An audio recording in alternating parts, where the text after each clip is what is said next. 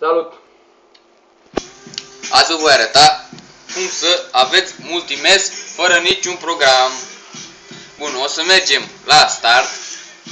După ce să mergem la start, o să mergem la Esegui. După ce am mers la Esegui, scriem reg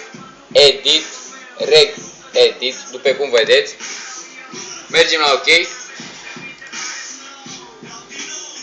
După ce am mers la reg edit, am dat OK, o să mergem la al doilea, la HA curent user.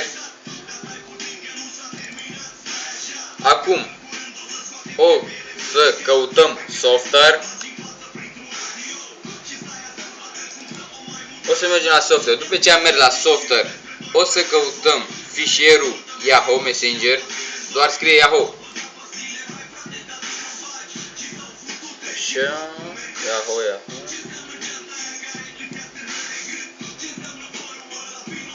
După cum vedeți, am găsit și Yahoo. Mergem la Yahoo. După ce am mers la Yahoo, va apărea pager mai jos. După cum vedeți, va apărea pager.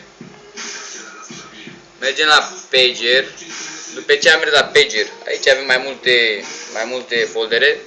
După cum vedeți, o să mergem la folderul test. După cum vedeți.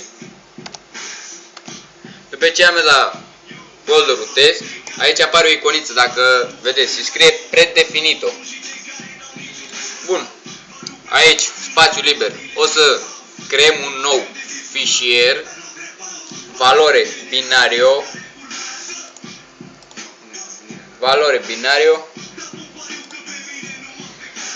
și o să îi dăm un nume. Bun. O să-i dăm un nume plural, cu P mare.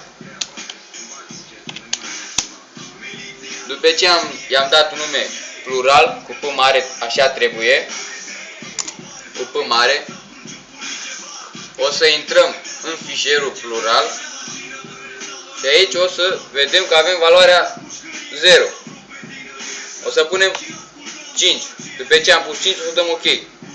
Ca și Messenger avem multimesul deja. Ia să încercăm să vedem dacă îl avem.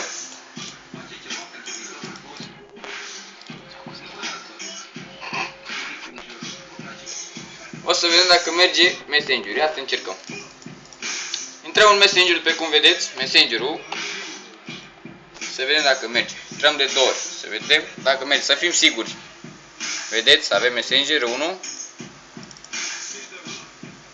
Trebuie să aveți un calculator mult rapid. Vedeți, avem 2.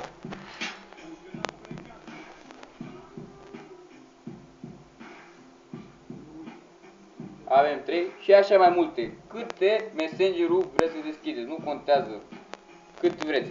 Deci merge, da? Cam atât a fost pentru astăzi. Vă mulțumește Ștefan și Cătă. Dacă aveți nevoie de alte detalii, o să lăsăm un ID pe YouTube. Vă mulțumesc, la revedere!